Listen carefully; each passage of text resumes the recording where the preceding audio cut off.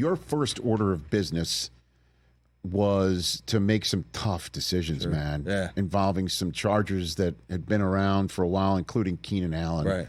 And what do you say to Chargers fans who are wondering why he is no longer with the team, and Mike Williams also is now on the Jets, and that's what many people associated the previous Chargers regime identity with, certainly on the offensive side of the ball. How do you address that? Going into it, you knew it was going to be hard. We talked about it. We had 4 big salaries with 4 great players, and and so we knew we were going to have to make hard decisions.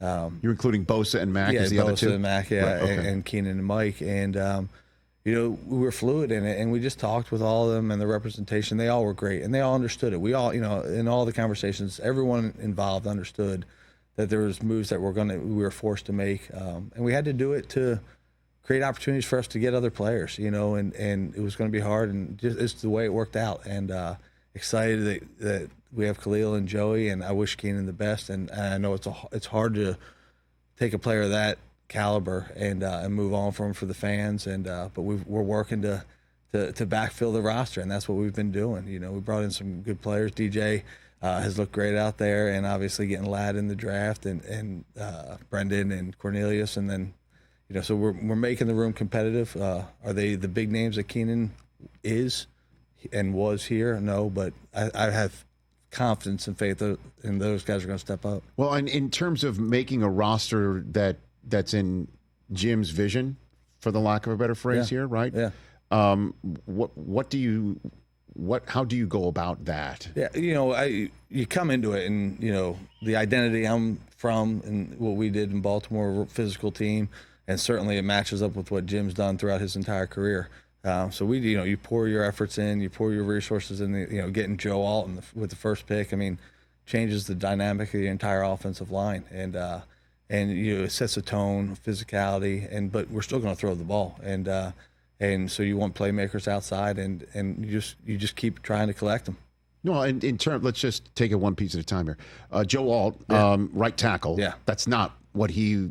Not what he was. Well, that's not why he was the 5th overall pick, right? Yeah. Like you would normally take that and put that guy left tackle. You just happen to have an All-Pro already sitting there that you inherited. Right. So how is he adjusting to kind of flipping his style of play? Yeah, he's here? been great. He's such a good athlete, so smart, so driven. Honestly, early in OTAs, you just watch him out there, and you're like, man, he's not having any issues with it. You really just like switching feet, but he's just so athletic. Some guys have a little bit of a transition period, and you really haven't seen that with him. And his technique's so sound, and again, he's so intelligent and understands how to reverse the technique, so to speak. And really doesn't look like he's missing a beat being on the right side.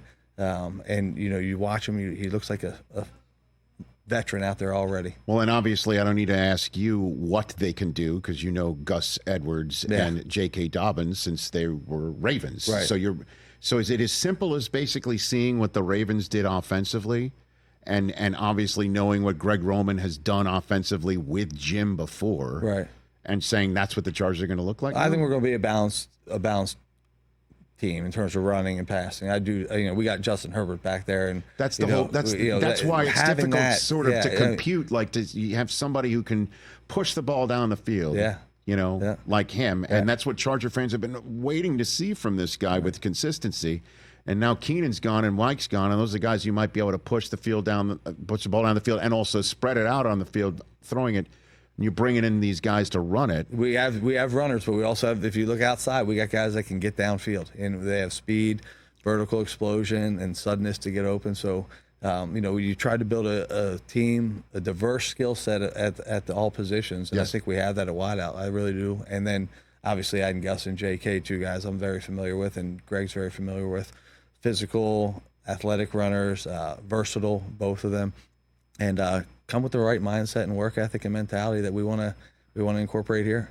So the concept of Justin being a 4,000-yard passer, should we slow our roll on that? Hey, Justin's going to throw the ball around now. We're going to throw it. There's going to be some games where we throw it more, and there's going to be some games where we run it more. It's just the game, the opponent, the way the flow of the game is going to dictate all that. But, you know, Greg's an excellent play caller. I've had a chance to be around him for a long time, 2 different stints in Baltimore. And certainly we've seen what he's done in San Francisco and all his different stops. So catch the Rich Eisen Show every single day on the Roku channel, 12 to 3 Eastern, for free.